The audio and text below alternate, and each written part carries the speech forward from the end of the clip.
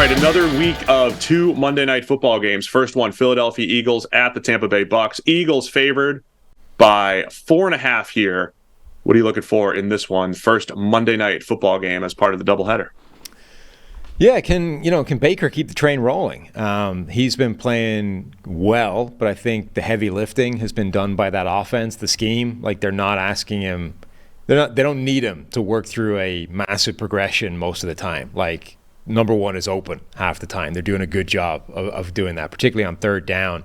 Baker knows where to go with the ball. He's getting it where it needs to go, and they're not having to ask him to figure out that on the fly. Like, if that continues, it's a good mesh. It's a good matchup of quarterback and an offensive scheme, and it can be productive with the receivers that they have. So Philadelphia's defense still has a really good defensive line, but they're banged up on the back seven. Can they contain that Bucs offense? Yeah, I haven't been impressed with the Eagles on the back end. You know, we talk about the secondary and coverage in general, and that the fluctuation of performance year over year, even with good names back there and James Bradbury and Darius Slay. It hasn't been great through 2 weeks.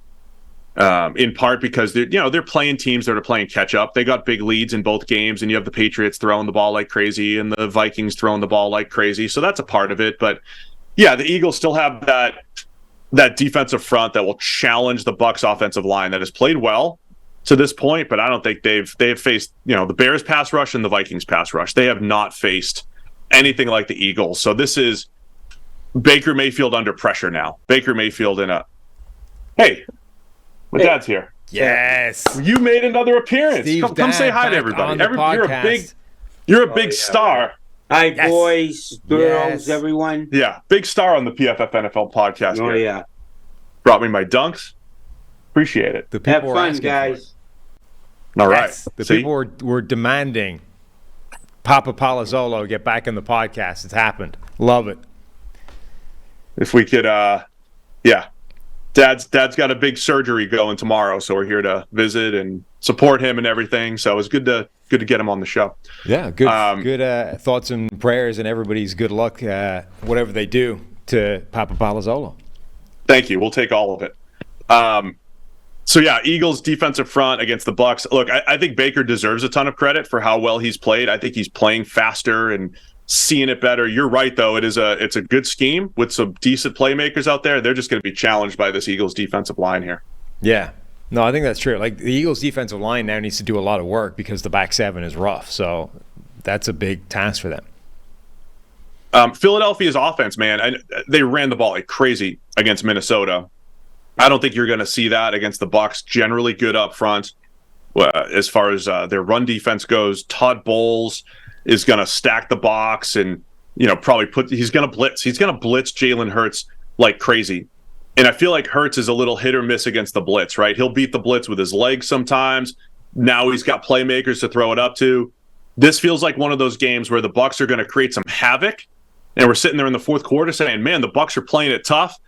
Or Hurts is going to hit some of those big plays and the Eagles are going to run away with it. What do you think is going to happen on that side of the ball? Yeah, Jalen Hurts has generally been very good against the blitz in his NFL career. But that offense I don't think has looked right yet this season. Now, he's been really good against the blitz this season, but it's obviously a really small sample size. So it is that kind of high leverage gamble that can pay off or can be disastrous. I think generally speaking, it's been a mistake to blitz Jalen Hurts. But maybe now's the time. Like, maybe you do that when things aren't quite right and it's not firing on all cylinders. Now you add in the chaos of the blitz and let's try and really create some pressure around that. That's going to be, I think, the matchup of the game is how much they're going to do that and whether they can scheme up that pressure and Hurts gets back to where he was, or the sort of malaise of the first two games of the season continues. But I think it's probably a gamble worth taking for the Bucs. I know the Bucs are 2-0 here. It will be fascinating to see that dynamic, right? Todd Bowles is gonna attack and blitz. We learn a lot more about the Bucs here, right? The Vikings, they might not be great, and they beat them in week 1 by a touchdown, by a field goal. They beat the Bears pretty handily. We already know how bad the Bears are right now. This is where we learn about the Bucs. And I think for the Eagles, They beat New England. They beat Minnesota. Can they, reestablish themselves as one of the top teams in the NFC? The style points aren't there for Philadelphia. I'm not saying that's what you need, but it's certainly trending like Dallas looks like a much stronger team right now or stronger team at least than Philadelphia. They're supposed to be the two teams competing in the NFC East. I think Philadelphia is still a better team. I want to see it on the field here. Do they dominate both lines of scrimmage, which they're capable of doing?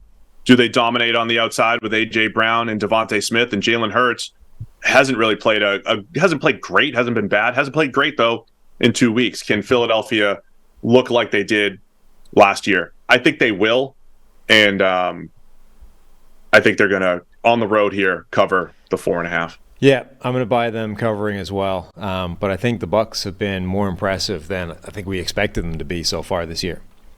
Absolutely. Top-notch credit. I mean, Baker Mayfield's been outstanding on third down. I just think it's going to be a bigger challenge than they faced, obviously, this week with the Eagles.